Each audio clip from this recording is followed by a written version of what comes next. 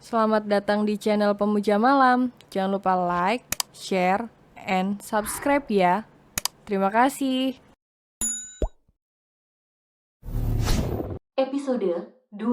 Mas bahkan tega ninggalin aku di malam pertama kita. Ya, aku harus segera pergi.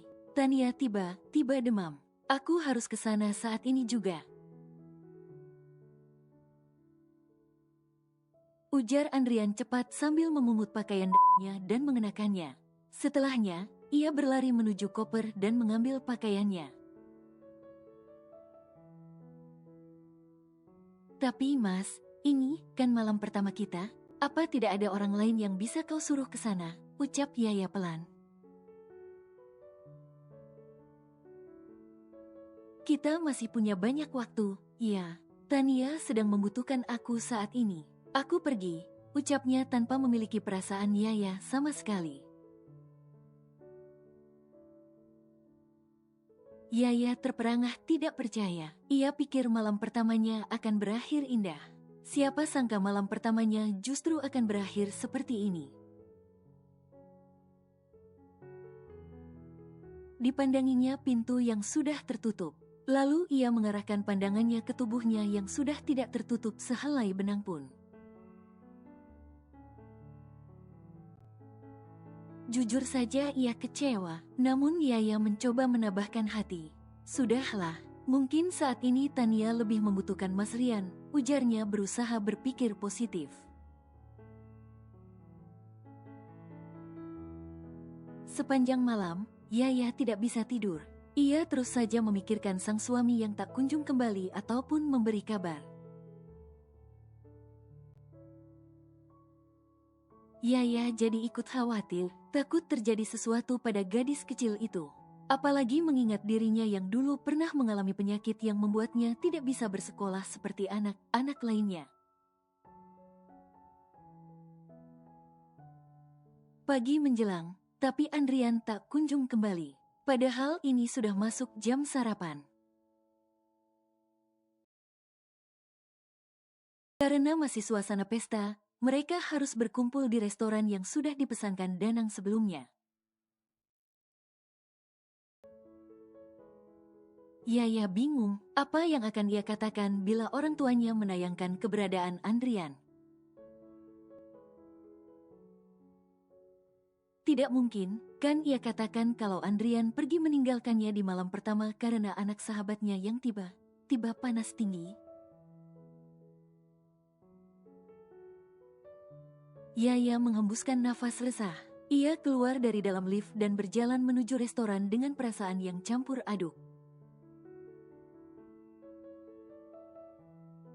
Saat di depan pintu restoran, ia berpapasan dengan kedua orang tuanya yang ternyata juga baru datang. Yaya, Rian mana? Tanya Dina saat melihat Yaya berjalan seorang diri. Ah, Mas Rian, nya. Pagi, Pa. Maaf, tadi aku nggak sengaja ketemu teman di sana. Jadi minta Yaya duluan aja. Tiba saja Andrian sudah berdiri di samping Yaya. Yaya sontak saja terkejut. Ia menoleh dan menatap wajah Andrian yang menatapnya dengan senyum merekah. Oh, Mama pikir kamu tadi kemana? Ya udah, yuk kita ke dalam. Kayaknya orang tuamu juga sudah di dalam, ujar Dina lembut. Iya, Ma, jawab Yaya. Ayo, sayang, ujar Andrian sambil menggandeng tangan Yaya masuk ke dalam restoran. Di dalam restoran ternyata memang kedua orang tua Andrian sudah datang. Juga adik Andrian dan suami serta seorang anaknya. Jadi setelah ini kalian akan tinggal di mana? Tanya Danang setelah selesai sarapan. Mereka masih duduk di sana sambil bercengkerama.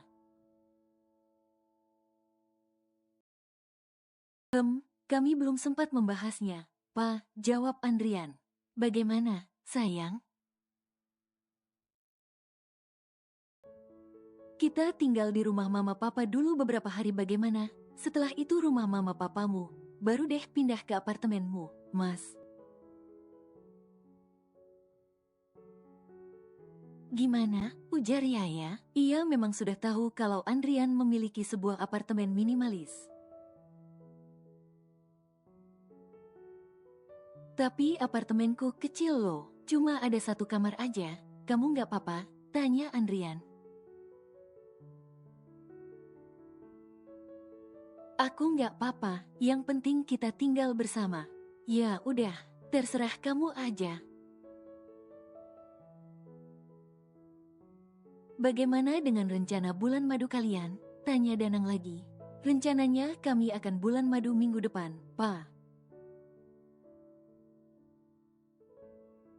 Lusa aku ada pertemuan penting jadi nggak bisa nggak ngantor. Aku sudah membahasnya dengan Yaya. Memangnya kalian mau kemana? Timpal Nurlela. Ke Bali, Ma. Yaya yang menjawab. Wah, enak banget kalian. Yan, kamu selama ini belum pernah lo ajak Mama jalan. Mama ikut ya, celetuk Nurlela. Sontak saja mata Dina, Danang, dan Yaya membulat. Mereka ini ingin pergi bulan madu, kok Ibu Andrian ingin ikut juga? Kenapa? Nggak boleh, ingat loh, surga itu ada di bawah telapak kaki ibu. Membahagiakan ibu itu penting dan kamu belum pernah membawa mama jalan.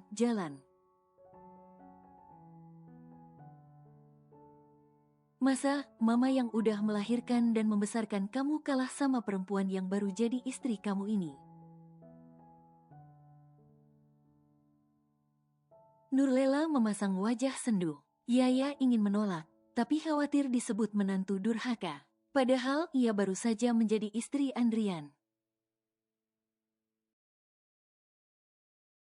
Ia harap Andrian menolak permintaan mamanya itu. Bukannya melarang, tapi belum saatnya. Nanti Yaya akan menjadwalkan kapan mereka akan pergi jalan bersama. Tapi bukan sekarang. Ya udah, Mama ikut aja. Nanti aku pesankan tiketnya. Jawab Andrian yang mengambil keputusan sendiri tanpa bertanya pada Yaya terlebih dahulu. Jelas saja Yaya kecewa, namun tak mungkin ia mengungkapkannya terang-terangan. Aku mau juga loh, Kak. Aku sama Mas Hasta, dan Riko juga mau ikut. Boleh kan? Ya udah, nggak apa-apa. Lagi Andrian mengambil keputusan sendiri. Dan yang lebih membuat Yaya tak habis pikir saat ibu mertuanya mengatakan akan mengajak Marisa dan Tania juga, Andrian langsung setuju saja. Biar seru perginya rame. Benar, kan, sayang, ujar Andrian setelah mengambil keputusan sendiri tanpa memikirkan perasaan Yaya sama sekali. Yaya yang tidak mungkin menolak hanya bisa mengangguk pasrah. Danang dan Dina yang melihat itu jelas saja ikut kecewa. Bulan madu seperti apa itu? Sekeluarga ikut serta. Namun mereka sama seperti Yaya, tak mampu berkomentar apa-apa. Mereka tak mau orang tua Andrian sampai memperlakukan Yaya tak baik karena mereka yang melarang. Danang dan Dina hanya bisa menatap iba pada anak perempuan mereka satunya itu. Mereka hanya bisa berharap Yaya tetap bisa menikmati bulan madunya dengan gembira nanti. Yaya dan Andrian sudah kembali ke kamar mereka. Di dalam kamar, Yaya pun mulai mengeluarkan unek-uneknya mengenai keikutsertaan keluarga Andrian dalam bulan madu mereka. Mas, apa nggak sebaiknya mama dan kakak kamu jangan ikut kita dulu? Ini bulan madu loh, bukannya jalan biasa. Kan kita bisa tuh nanti atur jadwal jalan bareng. Yang penting, nggak sekarang. Ujar Yaya sembari melepas jilbab instannya dan meletakkannya di pegangan sofa. Ia duduk di sana, di samping sang suami. Nanti atau sekarang sama aja sih, Yang. Nggak apa-apa lah. Lagi pula jadwal cuti aku udah full tahun ini. Kalau ditunda, kapan lagi coba? Baru bisa cuti lagi tahun depan, ujar Andrian sambil memainkan ponselnya. Mas, kita ini bulan madu loh. Masa bulan madu bawa keluarga? Mama papa aku aja nggak ikut kok. Kalau kamu mau ajak mama papa kamu ya silahkan. Tapi beli tiket sendiri, jawab Andrian acuh tak acuh. Mas, yang aku permasalahin itu bukan orang tua aku ikut atau enggak. Aku ingin tuh bulan madu kita tuh berakhir berkesan. Mana mama pakai ngajak Mbak Marisa juga? Ini tuh sebenarnya bulan madu atau apa sih? Ujar Yaya pelan, namun tersirat kekesalan di dalamnya. Andrian menoleh. Ia menatap Yaya tak suka. Kamu tuh sebenarnya kenapa? Kamu gak suka aku ajak keluarga aku? Iya, kamu kok baru sehari jadi istri udah cerewet banget sih? Dulu gak kayak gini. Atau jangan ini sifat asli kamu, tuding Andrian. Aku bukannya bermaksud cerewet, Mas. Tapi aku tuh pingin bulan madu berdua aja sama kamu. Aku mau menikmati bulan madu kita berdua aja. Yaya mencoba menjelaskan. Apa kamu takut orang tuaku mengganggu? Mereka keluarga aku loh. Marisa juga sahabat aku. Keluarga aku sudah dekat banget sama dia. Jadi apa masalahnya? Udah, kamu gak perlu khawatir. Mereka gak akan ganggu bulan madu kita kok. Bahagia itu dibagi-bagi. Apa salahnya kita ikut berbagi kebahagiaan sama keluarga aku? Udah, jangan terlalu dipikirin. Semua tetap akan berjalan sesuai rencana kok. Tapi Mas, tiba Andrian mengangkat tangan, menggestur agar Yaya tidak melanjutkan perdebatan. Ia juga menunjukkan ponselnya yang ternyata ada panggilan video dari Marisa. Yaya ingin mencegah Andrian mengangkat panggilan video itu, tapi ia sudah lebih dulu mengangkat panggilan itu. Halo Ca Ehsa. Halo, Yan, maaf ganggu. Nih, Tania merengek mau bicara sama kamu. Dia nggak mau makan kalau nggak dibolehin bicara sama kamu dulu. Aduh Marisa. Nggak apa-apa kok, Tania. Nyamana, nanti aku bicara sama dia. Sebentar, Marisa lantas memberikan ponselnya pada Tania yang sedang berbaring di ranjang. Tania yang melihat Andrian pun langsung memanggil namanya. Om Ian. Ada apa, sayang? Kata mama kamu gak mau makan ya? Kok gitu sih? Ucap Andrian lembut mengabaikan keberadaan Yaya yang sedang menatap nanar dirinya. Om Ian Cipuyang gak omong lagi. Ninggalin Tania. Tania kan mau makan sama Om Ian. Andrian terkekeh. Maaf, Om ada kerjaan jadi pulang dulu. Tania makan dulu ya, nanti Om kesana lagi kok. Nggak mau makan sama Om, ujar bocah perempuan itu. Makam dulu ya, sayang, nanti Om kesana lagi kok. Tapi nanti, nggak sekarang, makan ya. Nggak mau, maunya makan sama Om Yan. Tania mencebikkan bibirnya membuat Andrian terkekeh.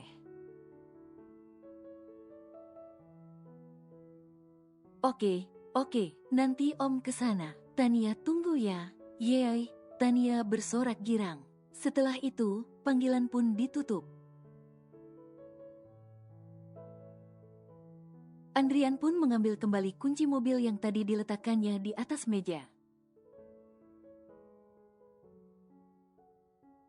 Saat ia hendak beranjak menuju pintu, Yaya pun segera menghadangnya. Mas, kamu mau pergi lagi? Ah, Yaya, iya, kamu sudah dengar tadi, kan? Tania nggak mau makan kalau aku nggak datang. Mas, bisa nggak sih sekali aja kamu nggak ladeni permintaan Tania ataupun Mbak Marisa? Kita itu baru menikah loh, tapi dari semalam Mas lebih mementingkan Tania. Mas bahkan tega ninggalin aku di malam pertama kita. Mas mikir nggak sih, Mas tuh tega banget sama aku. Ucap Yaya dengan sorot mata kecewa. Andrian menghembuskan nafas pelan. Ia mendekati Yaya dan mengusap pipinya. Maaf, Mas janji, nggak akan lama. Tunggu Mas ya, Cup. Andrian mencium pipi Yaya, kemudian pergi begitu saja meninggalkan Yaya yang mematung dengan mata berkaca-kaca. Baru satu hari menikah dan kau sudah 2 kali membuatku kecewa, Mas. Gumamnya seraya menghapus bulir yang hampir saja jatuh dari sudut matanya. 4 hari setelah pernikahan, ternyata Andrian masih saja disibukkan dengan segala hal berkaitan dengan Tania. Tania inilah, Tania itulah, yang awal mulanya Yaya menyukai sosok Tania, kini justru berubah menjadi kesal. Entah apa maksud Marisa yang terus saja menghubungi Andrian. Padahal ia seorang wanita. Seharusnya ia bisa memahami wanita lain yang kini sudah menjadi istri dari Andrian. Tapi Marisa selalu saja memanfaatkan kata sahabat untuk meminta pertolongan pada suaminya. Kamu mau pergi lagi? Mas, apa di kota ini nggak ada orang lain yang bisa dia mintai tolong selain kamu? Kesal ya? Andrian tersenyum lembut. Kan Mas sudah pernah cerita kalau di sini, di kota ini, Marisa nggak punya siapa selain Mas dan keluarga. Dia merupakan anak yang lahir dari keluarga broken home. Ayah dan ibunya tidak ada yang memedulikannya sejak mereka menikah lagi dengan orang lain. Marisa juga sudah bercerai suaminya karena selingkuh, jadi dia benar tidak memiliki siapapun di sini selain kita, sayang. Kamu bayangkan, gimana jadi Marisa, nggak enak, sayang. Kasian, mana dia punya anak kecil berumur 3 tahun. Dia harus bekerja sekaligus menghidupi putri sematawayangnya, kasian. Makanya Mas membantu dia. Sayang sih enak, terlahir dari keluarga yang lengkap dan harmonis. Jadi nggak tahu bagaimana susahnya jadi perempuan yang terlahir secara broken home. Bahkan kini setelah dewasa pun masih harus membesarkan anak seorang diri. Mas ingin membandingkan aku sama dia. Mas, asal Mas tahu, dulu Mama dan aku hidup lebih susah daripada ini. Tapi nggak ada tuh Mama merepotkan orang lain. Mama berjuang banting tulang seorang diri untuk menghidupi aku. Belum lagi saat itu aku sakitan. Mama baru bertemu dengan papa saat aku sudah berusia 10 tahun. Mama juga sudah ditinggalkan ayahnya saat dia masih dalam kandungan. Almarhumah nenek selalu menyalahkan mama atas kematian kakek. Bahkan saat mama hamil aku, nenek mengusir mama akibat fitnah dari suami barunya. Jadi, penderitaan yang bagaimana lagi yang aku gak pernah rasakan? Bahkan makan nasi dengan air putih dan garam pun sudah pernah aku rasakan. Belum lagi saat itu aku sedang sakit parah. Tapi, gak ada tuh mama merepotkan orang lain. Mama rela banting tulang jadi buruh cuci demi bertahan hidup tanpa merepotkan orang lain. Tapi apa yang Mbak Marisa lakukan? Sedikit telepon, sedikit telepon, kita ini baru menikah loh. Tapi waktu Mas lebih banyak untuk dia. Apa ini gak keterlaluan namanya? Protes Yaya yang kadung kesal. Sayang, bukan maksud Mas membandingkan. Hanya saja apa? Kamu itu baru 4 hari jadi istri, tapi sudah berani melawan suami. Di sini aja kamu berani, apalagi nanti saat kalian tinggal berdua. Tiba saja Nurlela masuk ke kamar Andrian. Ya, kini keduanya sudah berada di rumah keluarga Andrian. Mama Andrian sendiri yang memaksa agar mereka tinggal di sana terlebih dahulu. Ma, bukan maksud Yaya melawan suami. Tapi Yaya hanya menuntut hak Yaya. Mas Rian selalu saja sibuk dengan Marisa dan Tania sampai mengabaikan aku. Apa salah kalau aku meminta suamiku tidak terlalu sibuk dengan mereka? Ucap Yaya pelan. Sebenarnya Yaya sendiri bingung. Kenapa sikap mertuanya sangat berbeda dari sebelum hingga sesudah ia dan Andrian menikah. Dulu ibu mertuanya bahkan bersikap begitu perhatian. Begitu pula dengan adik iparnya. Tapi setelah akad terucap, kenapa sikap mereka begitu berbeda dengan dirinya? Kamu iri dengan Marisa dan Tania. Bukankah kamu sudah tahu siapa mereka, dan kau masih iri? Aku tidak iri, Ma. Hanya saja, Mas Rian sekarang sudah memiliki istri. Sudah seharusnya ia membatasi kedekatannya dengan Mbak Marisa. Beginilah sifat seorang anak haram, nggak tahu malu dan nggak tahu diri. Deh. Mata Yaya seketika membulat mendengar kata sang ibu mertua. Apa maksud Mama? Masih mau bertanya, seandainya aku tahu kalau kau itu seorang anak haram yang bahkan mungkin ayahnya saja tidak jelas siapa. Mana mungkin aku merestui kau menikah dengan putraku? Pasti kalian sengaja, kan menipu kami? Kalian tidak pernah mengatakan kalau kau itu hanya anak haram Dokter Danang. Bahkan dari katamu sebelumnya, kau itu tak lain dipungut dan dibesarkan Dokter Danang. Aku tidak menyangka, ibumu yang terlihat solehah tak ubahnya pela. Yang hamil di luar nikah, ucap Nurlela menggebu. Ya, memang sebelumnya Nurlela menyetujui hubungan Andrian dan Yaya karena mengetahui kalau Yaya merupakan putri dari Dokter Danang. Ia tentu saja senang karena akhirnya bisa berbesan dengan seorang dokter.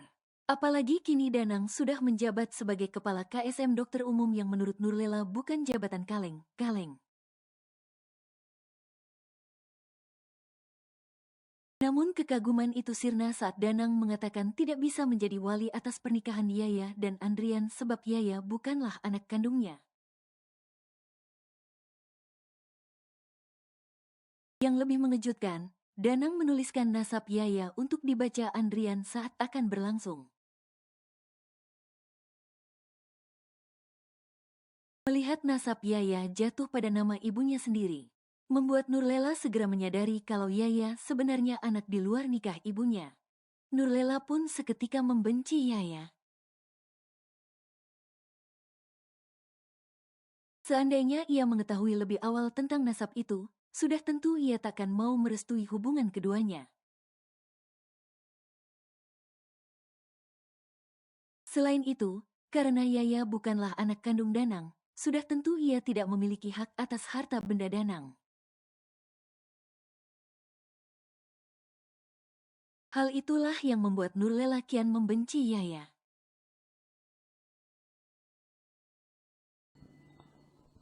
Bersambung.